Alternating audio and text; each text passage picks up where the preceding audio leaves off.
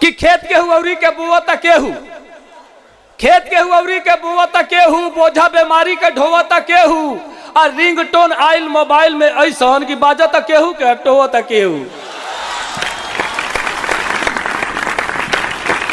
Ringtone आइल mobile में ऐसन कि बाजता केहू के टोवता केहू।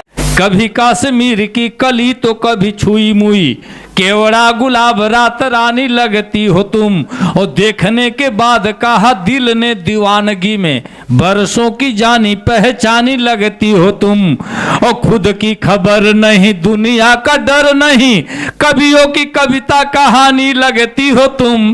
और प्रेमी बादशाह कौन पाएगा अल्लाह जाने, अभी तो कुंवारी राजधानी लगती हो तुम।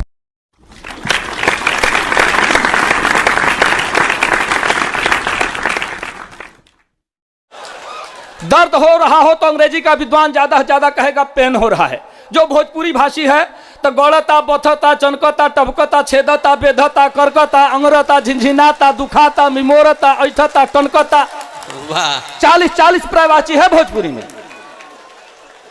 कि नयन कटोरी में जल भर के पलकन बीच सजावत बानी, प्रेम पुष्प के हार बना के बार बार पहिरावत बानी।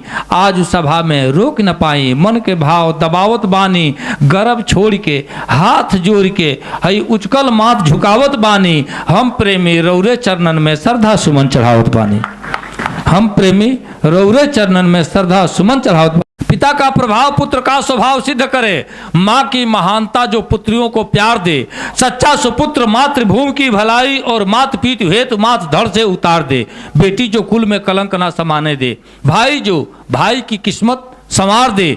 पति हो तो पतिता में सतिता प्रविष्ट करे, पत्नी जो प्राण प्रिय पति पे निसार दे। गुरु हो तो शिष्य को बलिष्ठ करे, अपने से बलवान बना दे अपने शिष्य को, वही गुरु है। गुरु हो तो शिष्य को बलिष्ठ करे अपने से, शिष्य गुरु आज्ञा पर तन मन धन वार दे।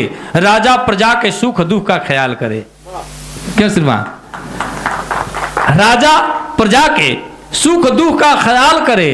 सच्चा प्रशासक जो सत्ता संवार दे, और शत्रु हो तो सामने से सीने पर वार करे। मित्र हो तो मित्र के चरित्र को सुधार दे।